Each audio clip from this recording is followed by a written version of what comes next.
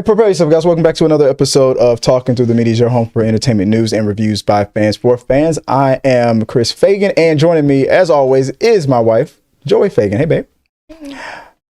Coming off on a week of just really trying to get the studio up and going and everything. I haven't gotten everything that I wanted up and done like I want. Oh, good. Volume's working like I wanted to do, but we're going to just power through and try to get through some topics real quick. I don't think I'm going to go through every topic that I wanted to go through at first, so I'm just gonna wing it little by little and just try to power through some of these topics as I put them together. Oh, if it's gonna work here. All right, first starting off with, well, before I start, there was some news about the Tuah girl. Did you hear about that? Mm-mm. That she may be in some trouble, some kind of a meme Bitcoin kind of a thing, or where it's a situation where a lot of her they're setting up this Bitcoin kind of a thing. I don't know what it's really all about, but she was getting people to invest in it, and it turns out that all of her and all of her friends were investing in it, and like a bunch of majority of the shares, they ballooned it up, and then when they got to a certain number, they dumped it real fast. So all the other regular folks that were in it just lost a bunch of money. So they're saying that she could be in a lot of trouble with this. And when she was getting called out on it online, she started bombing back on people, or live on live stream, just talking trash. So it's like I'm gonna laugh if it turns out that this person's true colors, because she was just recently on an interview where she was all like, I don't owe that guy anything. That guy that put me on that stuff, I came up with all that stuff myself. And then he showed the proof.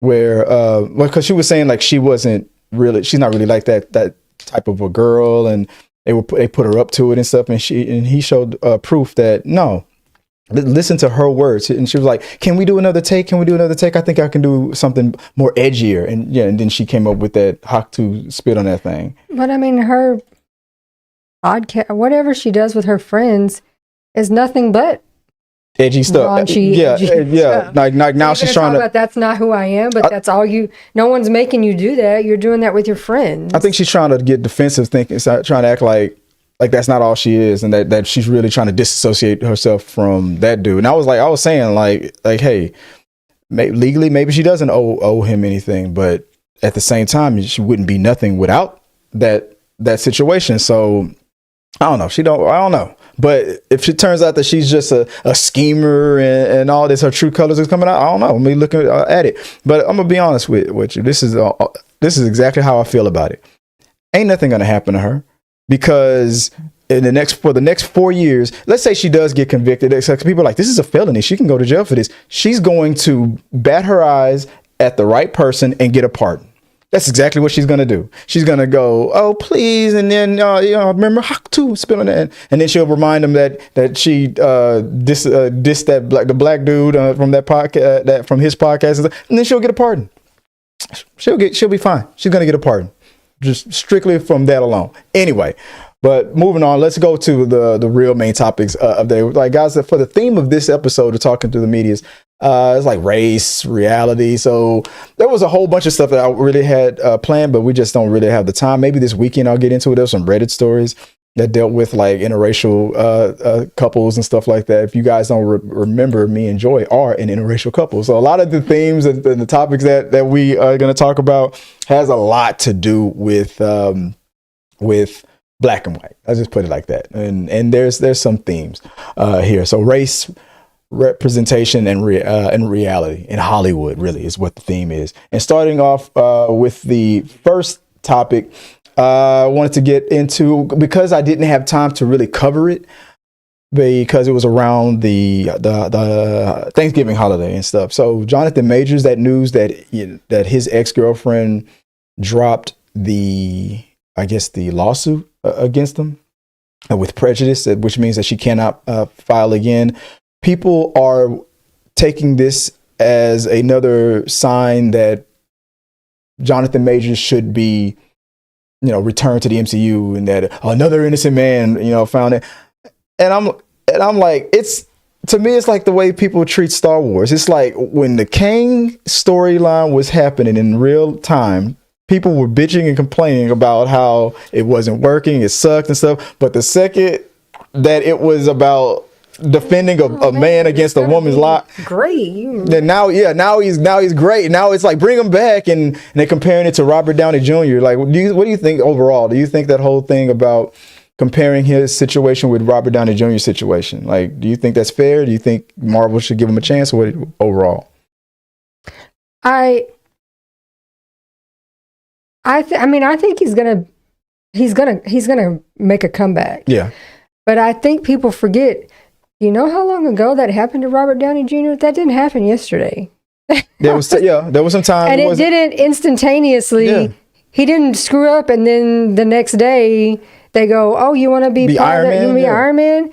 There was some time involved. You're right. That's true. That's true, because while he was in the middle of it, going back and forth in the court and stuff, people were shunning him and stuff. So he did have his time out in the dark in the wilderness. So that's, saying, I think he's got a potential to turn this all around. Yeah. It's not something that's going to be instantaneous. I mean, he's already kind of starting to do some little projects. And so I think, once we just need some time. Yeah. And then I think we'll see him make a comeback. Separation from it. Yeah. I didn't even think about it like that. That's true. It was Robert Downey Jr.'s drama and stuff. I guess would be a better example would be like Johnny Depp. I think that, because that's more fresh and more recent. So we'll get into that a little bit later. But in the theme of talking through the media, let's go through from TikTok. There was a comment that was made from Sunny Lowe. Said, "Damage is done. Guilty until proven innocent is in this country now."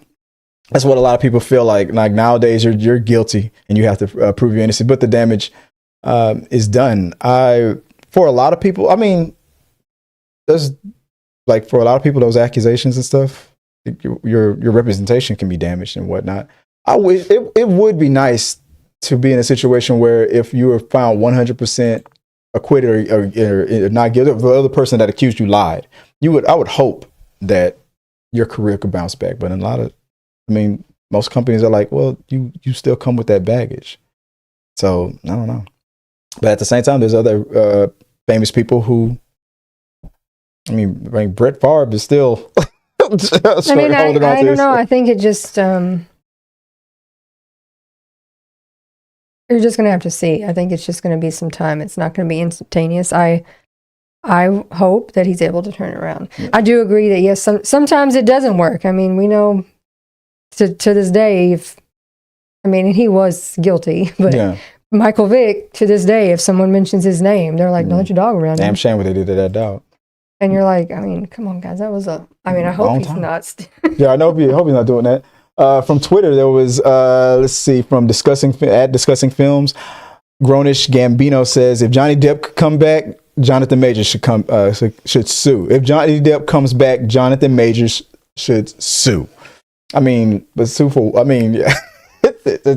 It would be the talk that Johnny Depp might be in talks to come back in the new Pirates movie. I don't, Disney, and it says on the thing, Disney has not confirmed that. This what it says from Discussing Films.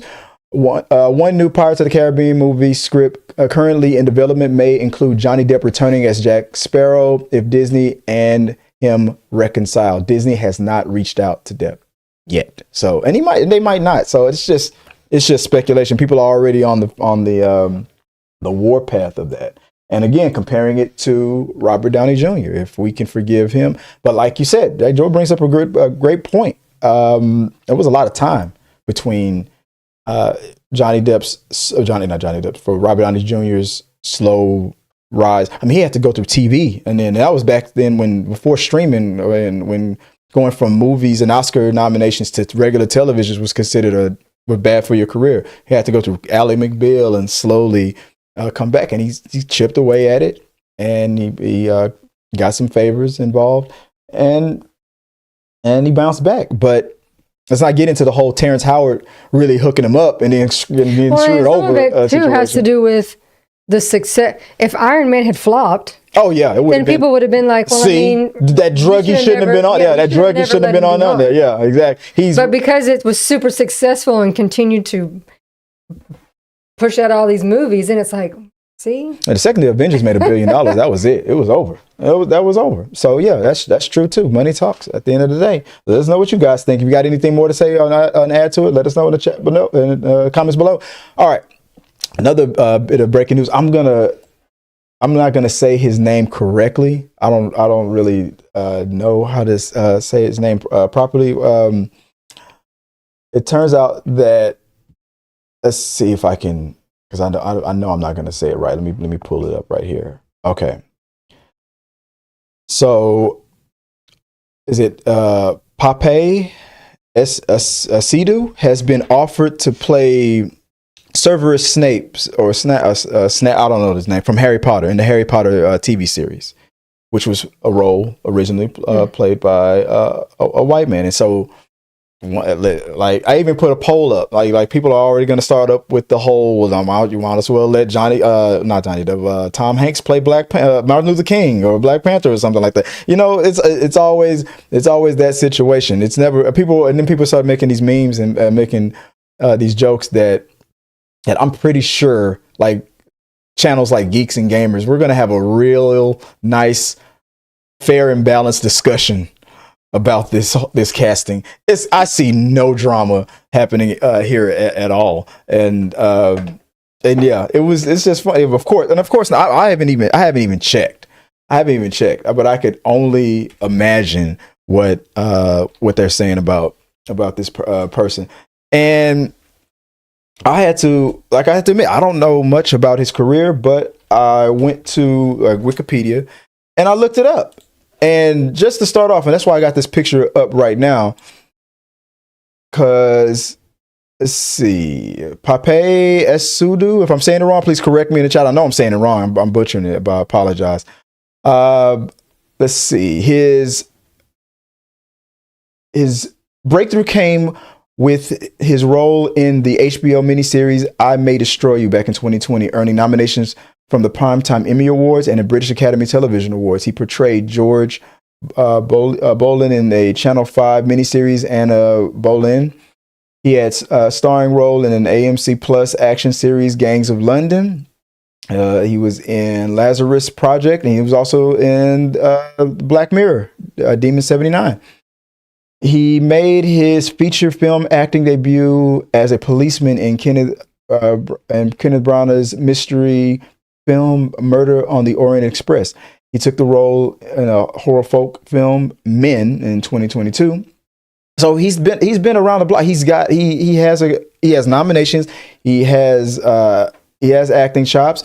And when I looked further into his career, he's theatrically trained. He's of like the Broadway folk. He's a Broadway guy. He's on stage and screen, playing title roles like Black Jesus, King Lear, Romeo and Juliet, Hamlet, King Lear again. I mean, the Covenant, Passover, a number. I mean, he's been in a lot of things, accolades. The Ian Charleson Award, Independent Spirit Award, Black Reel Award, British Academy Television Award, Dorn Award, Primetime Emmy. It goes on, Broadcasting Press Guild Award, British Academy Television and Award. I mean, he's got the chops. It's like pretty much he's not a DEI hire, right? But of course, everybody's gonna be up in arms because fictional characters that start off white should stay white. Understand the anger in any of that. Unless something is an actual historical piece of work that is, like, we're talking true history, then yes, we should stop getting their panties in a bunch, right? But this is a made-up story, so therefore, they can be anything. Why does it matter? Why do you care? Magic isn't real. Hermione isn't real. Harry Potter is not a real boy. They're not wizards. Wizards aren't real, you know? Like, calm down. But of course they won't. because because whatever the first thing we see is the thing that it should always be, is how people kind of act. So, and people always act like if the situation was reversed, if you changed from a black person to a white, whitewashing has been going on for a long time. Emma Stone is also has a movie where she is supposed to play an Asian woman from Hawaii, like a Hawaiian or a I don't know if like a Hawaiian woman or play Asian. I can't remember the name of the movie. I never watched it, but she apologized for that because she knew she like, I should have known better not to take that damn role. But it's happened a lot, and but when you're actually playing roles of people who actually exist and cultures that actually exist, like there's no wizard school. It's not there. It's not happening. So I mean, relax. it'd be, and then not even one thing, like if Severus Snape was an Asian person and this guy decided, I'm just going to pretend and I'm going to speak with an Asian accent. Yeah, No, I'm not. that'd be terrible. Then I'd be like, dude, that's not cool. That's not cool. Just change the character make it to your be a own. British Yeah. dude, and okay, we're cool. Just, and he is British. I know. I'm just saying, just play the character as yourself. It's your role now. But and it won't matter. He might this TV series might be one of the most well acted thing we've ever seen in a long time, and it won't matter. It won't matter. It's woke. That's all we're gonna hear. It's too woke. But I don't know. Let us know what you guys think. Have you seen all these pop-ups online? Are people being as civil and calm about this casting as I'm sure they all are? What are they talking about over there at Geeks and Gamers? Because I don't really go there. Speaking about channels I don't go to, a couple of weeks ago we talked about the election, about this woman named Maya. I don't know. She was a TikToker, and that whole thing about how the non-committed movement, had that uproar, and then they got what they wanted. And then I remember something popped up on my TikTok feed, and her name popped up again, and I was curious, so I clicked on it. I was like, I can't see it, and I went to her page. She blocked us. I brought that up the other day. I was like, that's funny. You don't have to block me. I do not follow you. I do not care. So he's like, a lot of these people, 2 million followers, and she's that sensitive when she gets caught, because I called her out on what she was really trying to do. It was just about her trying to have leverage and trying to seem cool. And now she has to justify her actions. And I'm blocking everybody who is mean to me online. Yeah. Okay. All right. Answer culture, right?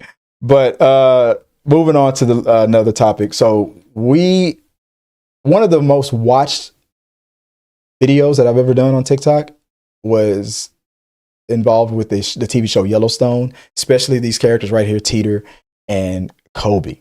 I made fun of the fact that, that love story and that the back and forth, her prowl, her pursuit of Kobe was one of the funniest things I've seen on TV, and I loved it. And spoiler guy, we're going to get into some spoilers. So if you haven't caught up to Yellowstone, we're about to get into something. So we watched the latest episode of Yellowstone. What do you think overall? Or what do you think about what happened, the situation? I mean, with the situation with them, yeah, it's totally unnecessary. It has nothing to do with the current story that's going on. They're not involved in that storyline whatsoever. Is it a conspiracy of them trying to break up interracial relationships on Hollywood? No, it almost just felt like we're just trying to burn it all to the ground. Like, because I know we were confused because they said only one more episode after this to the season finale, which we've all been told that this is supposed to be the series ending. So there's some confusion there. Is it ending or not? But it just feels like we are trying to end the show and we're just burning it all. I said online, we don't want anybody to be happy. Just end everything. And I put a poll up on our channel here. I was like, for him to that scene where he sacrificed himself to save the boy and whatnot. Of course, that'd be something that the character would do. That's fine. But like you said, was it necessary? I thought it would make more sense that the older man who seems like the one who's like, I don't know what I'm going to do with my life. Yeah, like this is the only thing I've ever done. That could have been something. I have no purpose after this. That could have given his life purpose. The way everything was going, that made the most sense. If anybody was going to sacrifice themselves in that moment, it would. And you should have known it was something was about to happen because the music started. Well, no, weird. But I mean, like we just not 3 minutes prior. Finally get I love yous out of them. Yeah. From whole other states. Ever since Tita was introduced, trying to make this happen. I think all Yellowstone fans was rooting for this to happen. And the episode before the last episode, you just snatch it away. I love you. She says I love you, and then we kill him. And we kill him a few minutes later. He's like, I just told my girl that I love her for the first time. Let me go in there and just and run in there and save that kid. Like. Most dudes have been like, he's a better dude than me. I'm like, man, that kid, man, you better just don't move, kid. like I would have got that gun. I was like, I would have done that. That's what I would have done. Like exactly what the kid did. I mean, it just made no sense. To me, it made more sense that what's his name? I can't remember. Lloyd. It made more sense for Lloyd. It was either Lloyd or Rip. I mean, even Rip would have made more sense. But we obviously have to see what's going to happen with Jamie and all that stuff, so it can't really be Rip. But Lloyd was 100% the person that should have sacrificed himself or that could have been how they could have got rid of John Dutton. It's like it was like they just suddenly decided, we've been doing nothing but talking about Jamie and Beth and Casey. We probably ought to talk about somebody else for a second. What can we do? You know what? We can kill Kobe off. Can't kill Rip. Gotta like what the heck? Let's remind the Yellowstone audience that Teeter is what's that Greek person, the Epidus, what's his name? The one that rolls the boulder up the hill just for it to roll back down again. Like Teeter deserves no happiness. That was just it's like, and they're like everybody's favorite. They just adored that. I think that's my theory. I think it's partially because they were taking too much attention away from Rip. Let's go out Game of Thrones style. Yeah. You love them? No, they're dead now. I think they were taking too much attention away from Rip and what's her face, and that's what they didn't like. Like, no, let's take them out. No more Oreo cookie love here. Like, no. I mean, they were the most. Besides, I mean, Beth and them, they get memed and they get quoted a lot because of Beth's, hot temper and stuff like that. Kobe and Teeter got quoted from cute moments. And him trying to fight. The funniest thing was that thing that I put on TikTok. The whole the scene about it's only a matter of time. Honestly, I'm gonna be honest with you. Leading up to what happened with Kobe getting taken out, I felt something was in the air for the past couple of weeks. I felt something was off with Teeter, and I didn't say nothing out loud. This is the first time I'm bringing it up. I honestly thought they were going to write it in the show that Teeter and Kobe and that other guy, Kobe's friend, were going to have an affair. We're going to do something while they were out there in Texas. I thought that's where we were going with this. I thought it just kept. I was like, please don't let him hit on her or something like that. I thought that's what they were going to do. And I was worried about that. And then no, this happened. So you didn't feel that way at all? Yeah. You never doubted. I didn't trust him. I thought he was going to make a move. I don't know what you call it. How they play it out. Mm-hmm. Like, who instantaneously he gets offed, and instantaneously I'm gonna pick my phone up and be like, let me call his best friend real quick.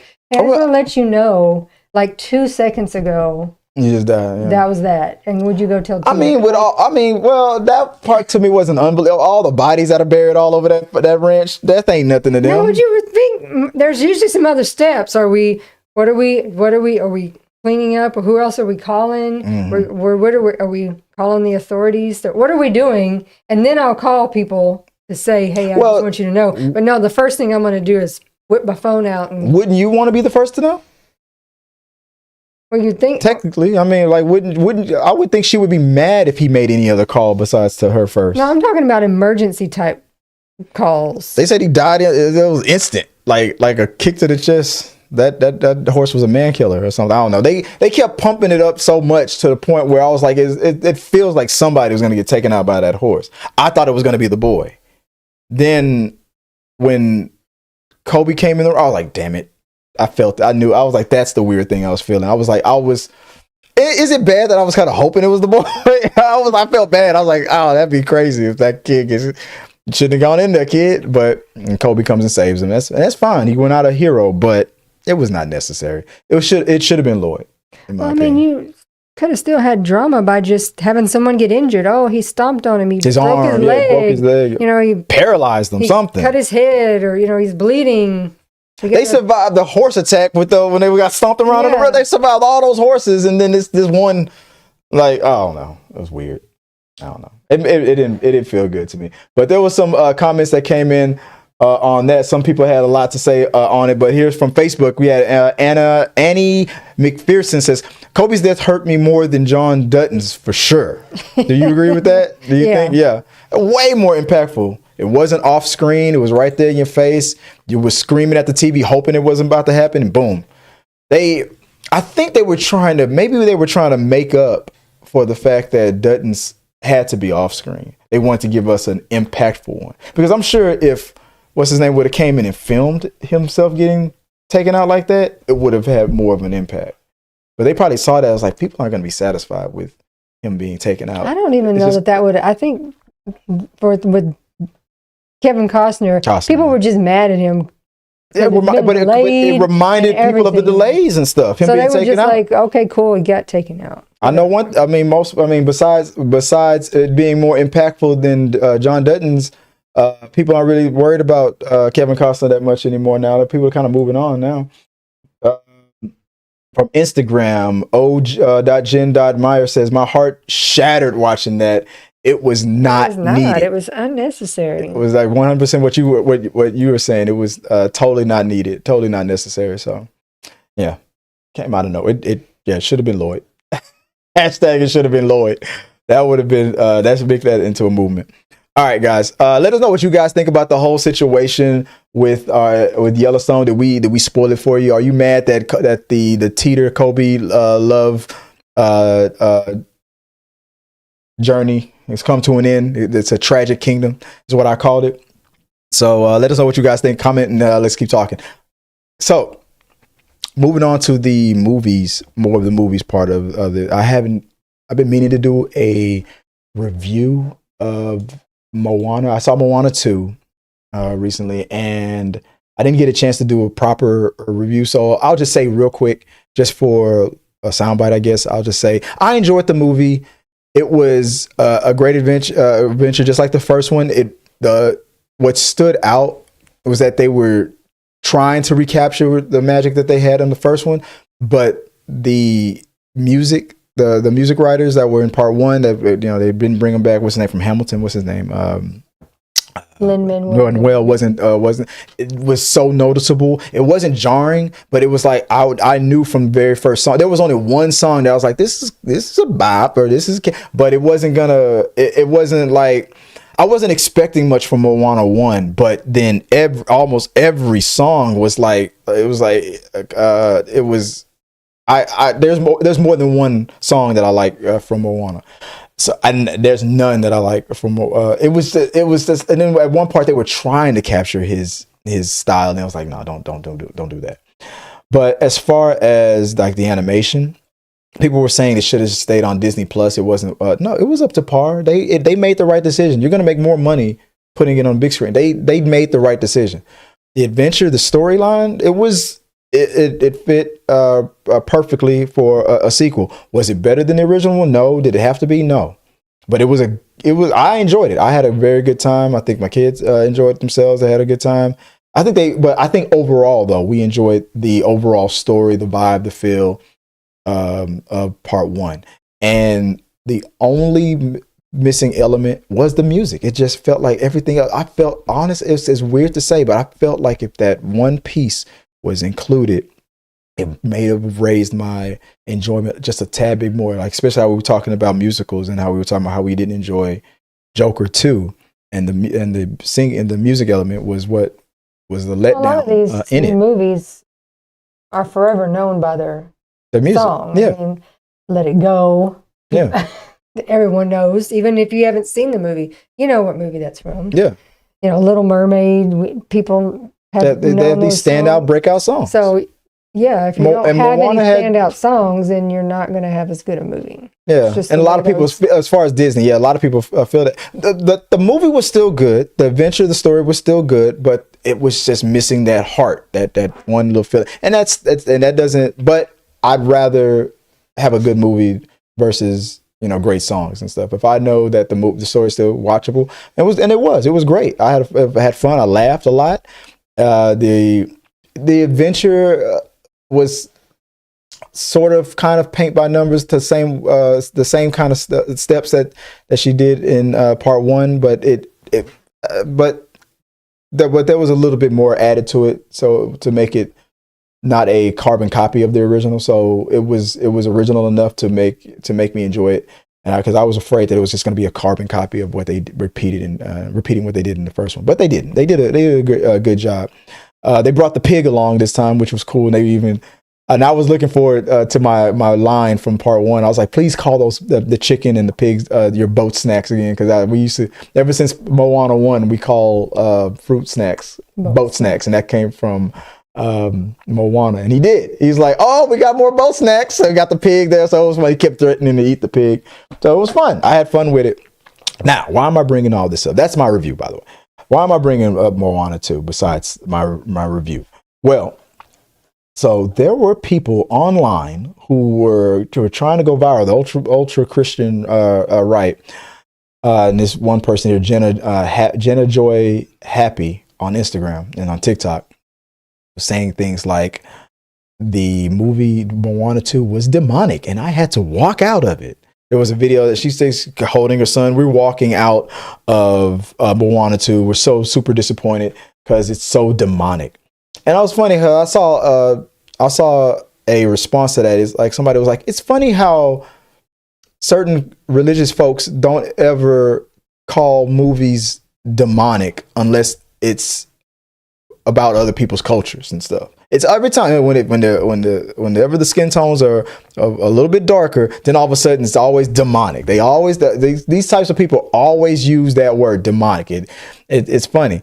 And I listened to her video and she was like, it wasn't as it didn't have the same spirit of the first one. So she tried to cover herself, like saying like, oh, I'm a Moana fan. I love the first one, but this was more darker and more demonic. Remember how I said that Moana 1, I was worried that Moana 2 was almost a carbon copy of the first one? The villain, it was almost the exact same villain. And on part 1, it was literally a giant lava monster. Nothing but fire. That's not demonic. I mean, like, if you want to call something, but she was trying to say, I love part 1, but this one was just too dark. There was another demigod type of character who was who had like bat powers and stuff. She was almost like a female Batman. There was bats everywhere and stuff, and she would be throughout the shadows. Maybe that's what she's talking about. But part 1 literally had a lava monster and like red fire eyes. It looked like Satan, like for real. But this person goes, maybe the movie shipped it away after the halfway point, but it just seems like such a jump from the first one. We left and got 2 tickets back. I don't believe her. I think she's lying. I think she saw the whole movie, or she didn't go at all. I think, or she just went to a movie theater and then just putting on a show. I think she's lying, or she saw the whole movie and then still asked for her money back. Like, we saw that whole movie. It was demonic. Give me my money. Because you can pester them enough, they'll give you your money back. They ain't gonna. Even if you watch the whole movie. And she probably threatened and said, I got 1 million followers or whatever, and I'll tell everybody that you're a Satanist and say, give me my money back. So yeah, I don't believe her. I think she enjoyed the movie, but she knew that she could go viral with this stupid ass narrative. That's what I believe. Because come on. I mean, how are you gonna go into Moana 2 as if you didn't as if you didn't see Moana 1? Like, oh my God, I didn't expect none of that. Like demigods and surfing. Then and chickens getting into crazy adventures. I mean, come on. I mean, it was the same movie. So no, she's bullcorning. She's lying. I think she's lying. She saw the whole movie and she loved it, and she just wants to go viral. So let me know what you guys think. I don't believe her. All right.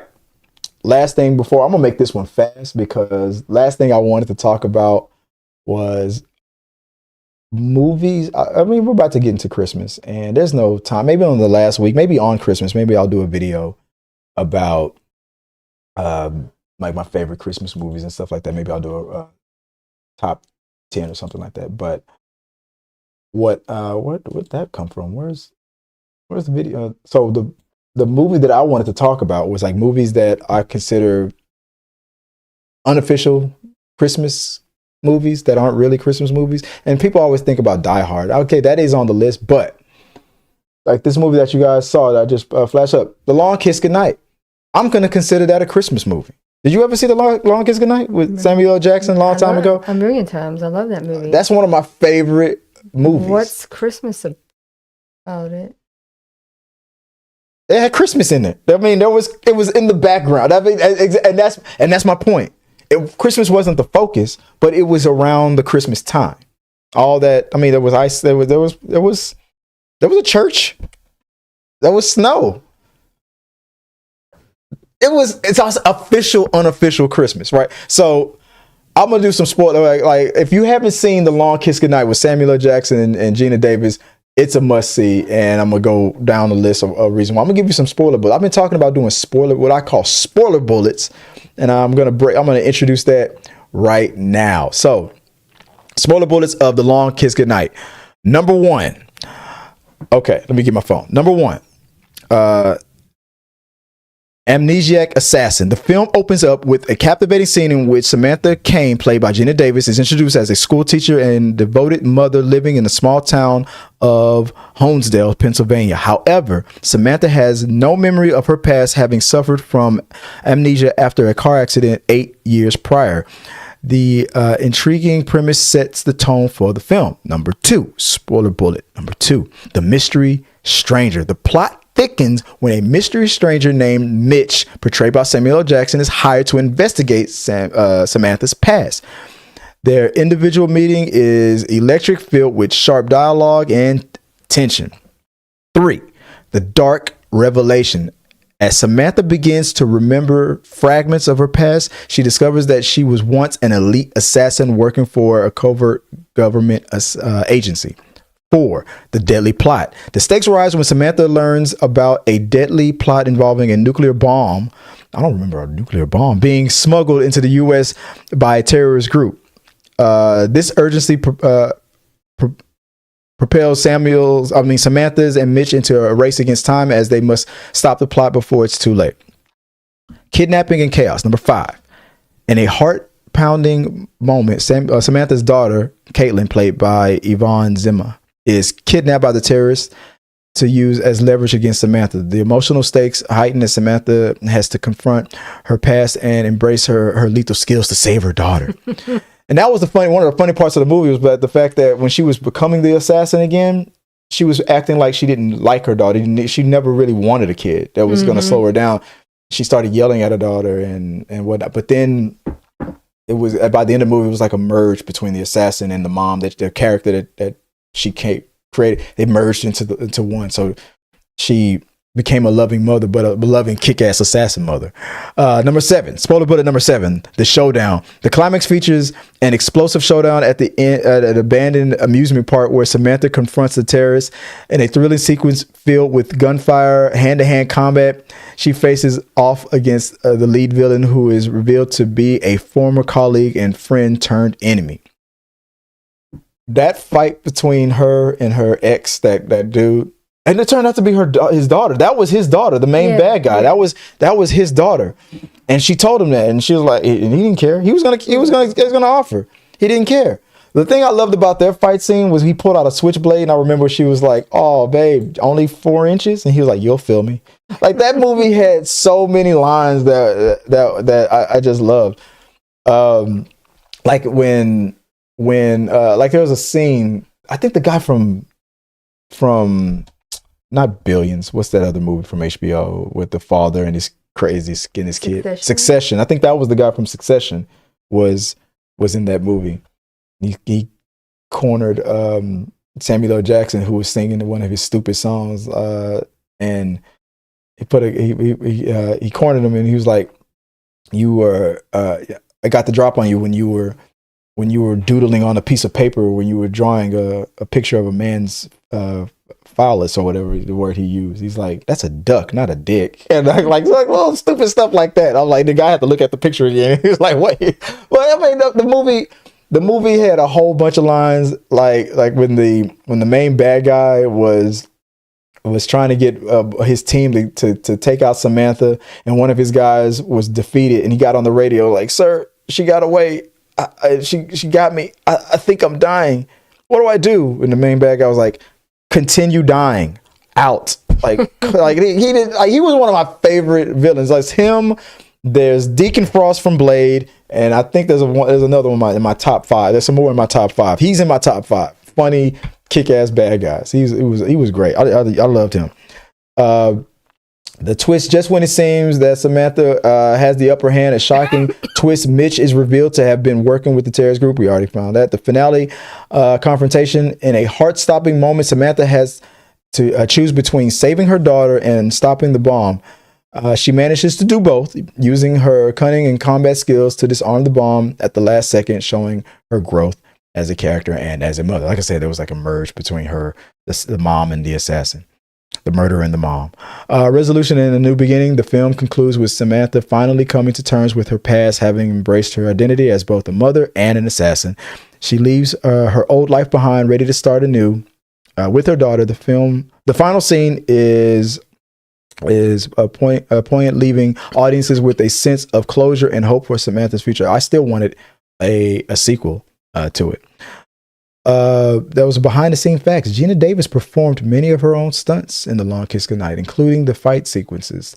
This dedication to the authenticity is part of what makes her portrayal of Samantha Cain so compelling. Additionally, the film was directed by Renee Harlan, who was married to Davis at the time, adding an extra layer of collaboration and creativity behind the scenes. There you go. She did most of those stunts. In the beginning, the chopping of the vegetables, and she kept, "Throw me something else." I think it must have been a chef. I used to be a chef. Chefs do that. And then she throws a knife and like, scares the shit out of her husband. Chefs do that. It was just reminding, people who like to fuck around with don't marry assassins. Yeah, chefs do that. That was the line that she kept saying.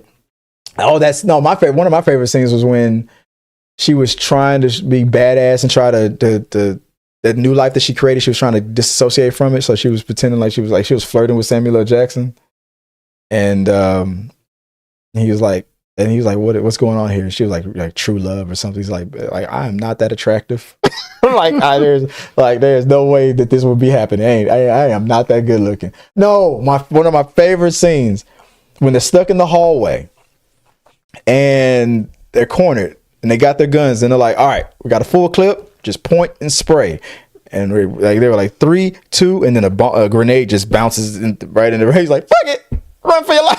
Like that's like Samuel L. Jackson. And this was before Samuel L. Jackson was a household name. But even though with the cursing, this was when we were getting introduced, when it was becoming a household thing. Like, I don't know what it is about Samuel L. Jackson's delivery of the F-bomb, but it made him like Snoop is almost enjoying that same type of it don't matter. Like, it doesn't matter how real it is. It's still, it's like people will let Samuel L. Jackson babysit their kids. I don't know. It's weird. I don't know. It's a classic movie. I consider it a Christmas classic.